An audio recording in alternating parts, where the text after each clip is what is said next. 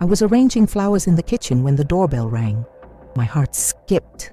Unexpected visitors were rare, especially unannounced ones. When I opened the door, there she was, my husband's ex-wife. I hadn't seen her in years, and yet there was something in her eyes, sharp and urgent, that made me step back. "I need to talk to you," she whispered, glancing around as if someone might be listening. My first instinct was to close the door, to brush her off, but something about the tension in her voice froze me in place. She leaned closer, her breath warm against my ear, and said the words that would change everything. "Don't trust him." Her warning hung in the air, heavy and impossible to ignore. My mind spun. My husband, kind, charming, loving, couldn't possibly be hiding anything. Could he? And yet the fear in her eyes, the urgency of her voice, made my chest tighten. I realized that to understand the truth, I had to listen, and maybe for the first time, question the man I had married. I tried to shake it off, telling myself she was just bitter, jealous, or trying to stir up trouble. But over the next few days, tiny things started to gnaw at me.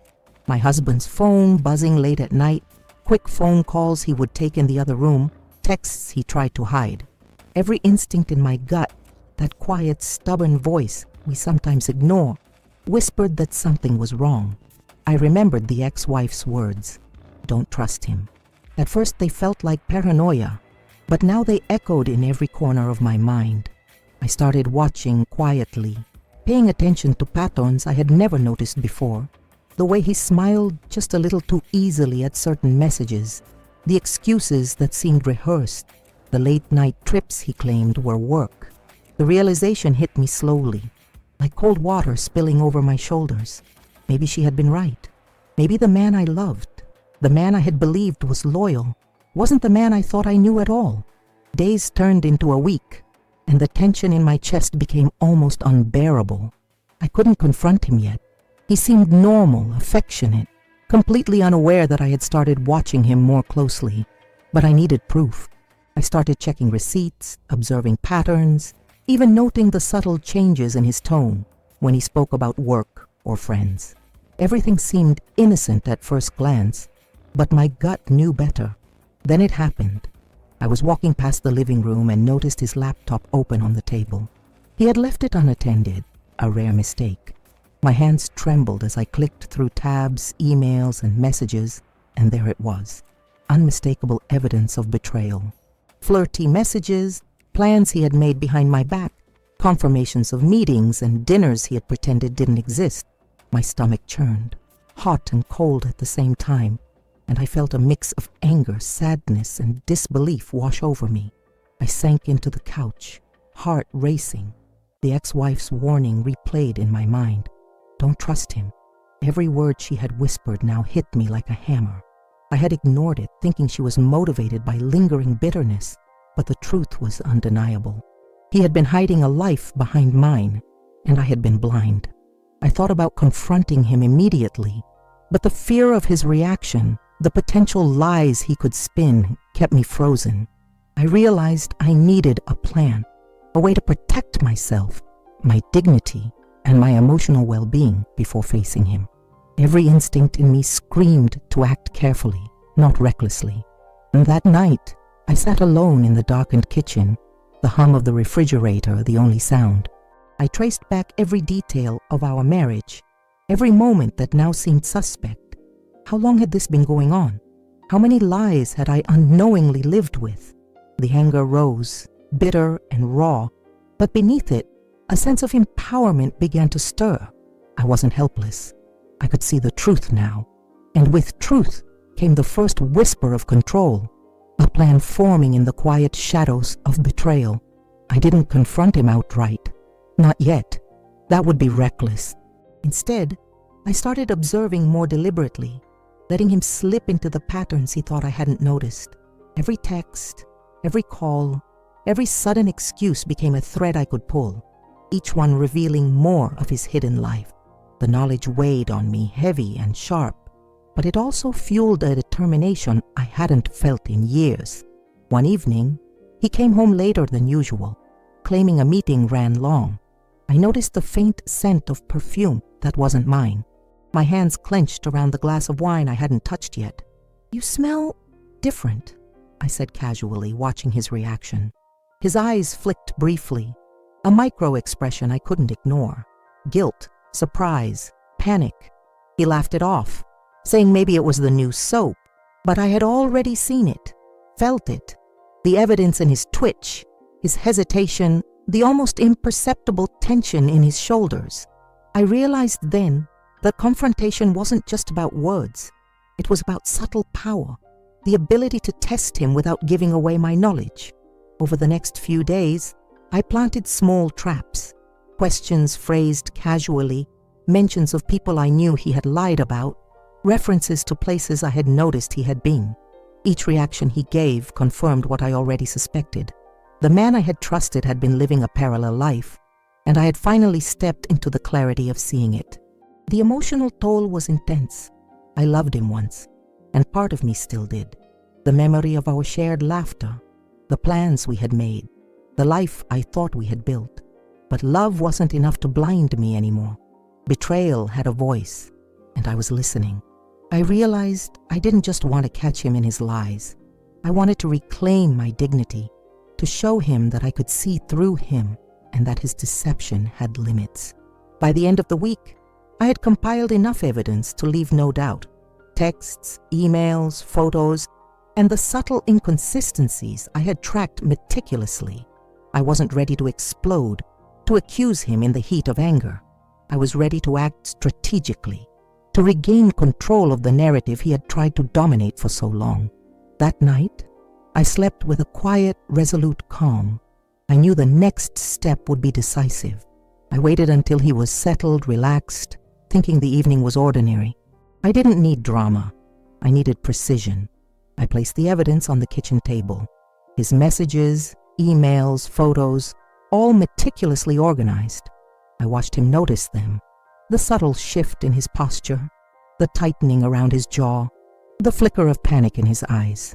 "You've been busy," I said calmly, almost softly, letting the words hang. I found everything. He froze, then tried to laugh it off, brushing past it with excuses, half-truths, and denial. But I held his gaze. I didn't yell, I didn't cry. I simply stated the facts, each one precise, undeniable, methodical. He realized quickly. The web he had woven for years had been dismantled thread by thread, and I held the proof in my hands. The tension was electric. I felt both fury and relief coursing through me. Anger at his betrayal, relief at finally seeing the truth clearly. He tried to charm, to manipulate, but I was beyond that now. The love I had once invested in him was now replaced by clarity and strength. I could see him fully for who he really was. Finally, he slumped, defeated. No words could undo the evidence. No excuses could erase the truth. I told him calmly that the relationship was over, that trust once broken this deeply could not be rebuilt. The weight of years of lies hung between us, a barrier too high to climb. I left him in the kitchen silent while I retreated to the living room. My heart pounded, but I felt light, unshackled. I had seen through the deception, confronted it, and taken control. The ex-wife's warning had been right, and I had acted. I was no longer naive, no longer blind. I was free. The days that followed were strange and quiet, a heavy calm after the storm of revelation. My husband had left for a trip he claimed was work, but I didn't care to track him anymore. The confrontation had shifted the balance. I didn't need to chase him or demand explanations. The truth was clear, and it was mine to own. I spent time alone, rediscovering the life I had set aside for him. Mornings were mine again. The smell of fresh coffee, the sunlight spilling across the kitchen table, the small rituals I had ignored while immersed in his world. I took long walks in the park, listened to music I hadn't touched in years, and finally allowed myself to breathe without fear of deception lurking behind every smile. My mind kept drifting to the ex-wife's warning. Don't trust him. At first I had resisted, unwilling to believe it. Now I felt gratitude toward her. It wasn't that she had interfered. It was that she had given me a gift, clarity, a chance to see reality before it was too late. I realized I didn't need bitterness or anger to fuel me. I only needed awareness and strength.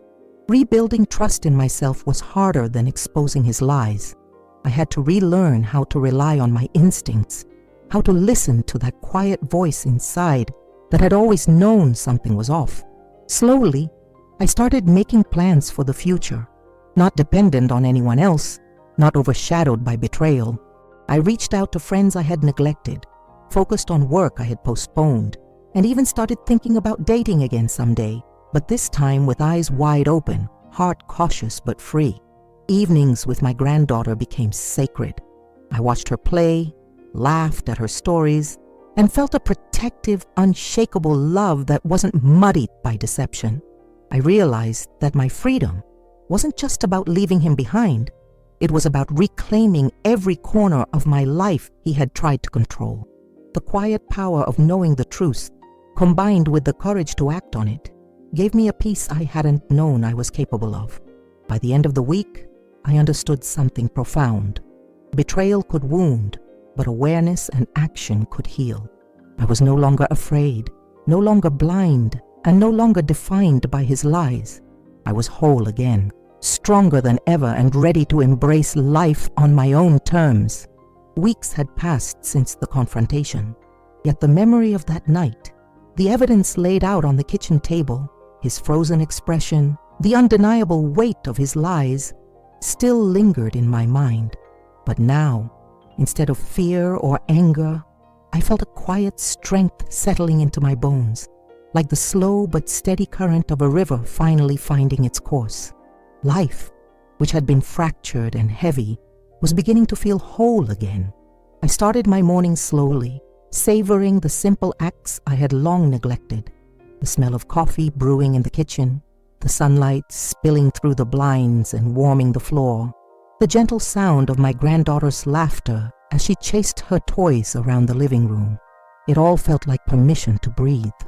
I realized how much of my life had been overshadowed by trust, misplaced, and vigilance suspended in the wrong places. Now, the vigilance was mine again, not out of fear, but choice. I was reclaiming it. Evenings became our sacred time. I would sit on the porch while my granddaughter built imaginary worlds with her blocks, her imagination unbound and fearless. Sometimes she would climb into my lap, her small arms wrapped tightly around me, and I would hold her and let myself sink into the profound simplicity of that love. In those moments, I realized something. Protection wasn't just physical, it was emotional. It was the calm assurance that no harm, no deception, no betrayal could take away the sanctuary we had rebuilt together. But reclaiming life didn't mean ignoring the past.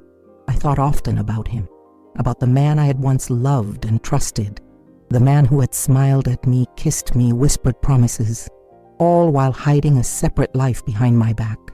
It would have been easy to hate him, to let anger consume me, but I had discovered a more potent truth. Anger keeps you tied to someone who no longer deserves your attention. Clarity frees you. I thought about the ex-wife's warning again, how it had seemed so abrupt, so almost intrusive at the time. Yet, she had given me what I needed most, a chance to see the truth before it was too late. The first weekend after the confrontation, I decided it was time to confront myself as well. I pulled out the notes I had made, the timelines, the messages, the patterns I had tracked so meticulously. For hours, I reviewed everything, not to relive the pain, but to understand it. And as I traced back the lies, I noticed something extraordinary. I had been stronger than I had realized all along. I had recognized the signs, followed the breadcrumbs, and acted decisively. I had protected not only my granddaughter but myself. That realization brought a flush of pride, the kind that doesn't need anyone's validation but your own. It wasn't easy, though. Some nights, memories of what could have happened crept in. The whispered words he had left behind in half-truths. The moments of doubt he had seeded in me. All those late nights wondering if I was imagining things. They came back. But each time I reminded myself, I had seen the truth. I had faced it, and I had acted. That power, that awareness was mine forever. No one could take it from me. I began to allow myself to dream again. Not reckless, naive dreams, but ones grounded in possibility. I considered traveling, picking up projects I had postponed, reconnecting with friends I had neglected. For the first time, I understood what it meant to plan a life without fear of betrayal, without hiding pieces of myself to accommodate someone else's secrets. My future was mine to shape, and for the first time in years, that thought filled me with excitement instead of dread. One quiet afternoon, my granddaughter and I walked to the park together. The sun was warm, the air fragrant with early spring flowers, and children's laughter carried across the playground. She ran ahead, spinning and twirling, and I watched her, my chest swelling with love and gratitude. She was safe, joyous, and free, and that was the ultimate triumph. As I observed her, I realized that protecting her had been more than a battle against deception. It had been a journey to reclaim our lives, our trust, and our peace. Later that evening, we baked cookies together, flour dusting our hands and countertops, the scent of sugar and chocolate filling the kitchen. She hummed a song I didn't recognize, small and confident, and I watched her with a full heart. "Grandma," she said suddenly, looking up at me with those wide, unguarded eyes, "I feel safe with you." The words struck me deeply. Safe. That was the gift I had fought for, the victory I had earned. And in that moment, I knew it wasn't just about removing the threat. It was about creating an environment where we could thrive, unshadowed by fear or lies.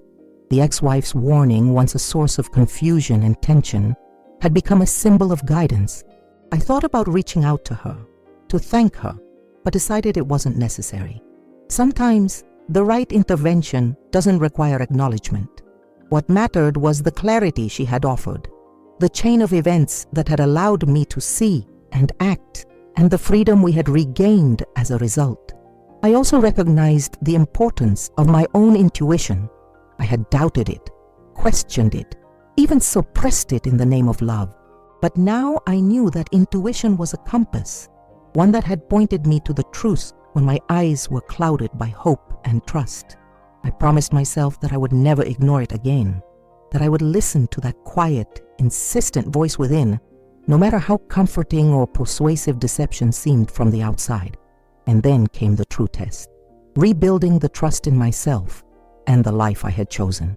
I started setting small boundaries, asserting needs that had once seemed impossible to voice.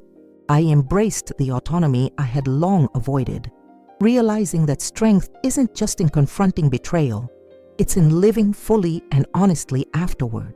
Every small act, from saying no to unnecessary obligations to prioritizing moments with my granddaughter, became a declaration of independence and self-respect. One evening, as the sun dipped below the horizon, casting long golden streaks across the porch, my granddaughter climbed into my lap, wrapping her tiny arms around me.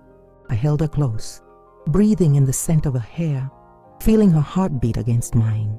"Grandma," she whispered again, "you always keep me safe." I smiled, brushing a stray lock from her face. "Always," I said, and in that promise, I felt the weight of every fear, every betrayal, every anxious moment lift from my shoulders. The world outside remained unpredictable, as it always would be. People could lie, deceive, or disappear. But inside our home, inside our hearts, we had built something unshakable: awareness, courage, and the unbreakable bond of love. That bond was stronger than any deceit, stronger than any manipulation, stronger than fear. It was the shield I had forged through struggle, and it would carry us forward. I realized, finally, that the end of this chapter wasn't just about betrayal. It was about awakening. I had faced lies, confronted deception, and emerged not bitter, but empowered. My granddaughter and I could laugh, dream, and live fully, knowing that the past no longer dictated our future. And as I watched her drift off to sleep that night, her soft breathing even and peaceful, I felt a profound sense of triumph. We had survived. We had won, and the life ahead, bright and unshadowed, was ours to claim.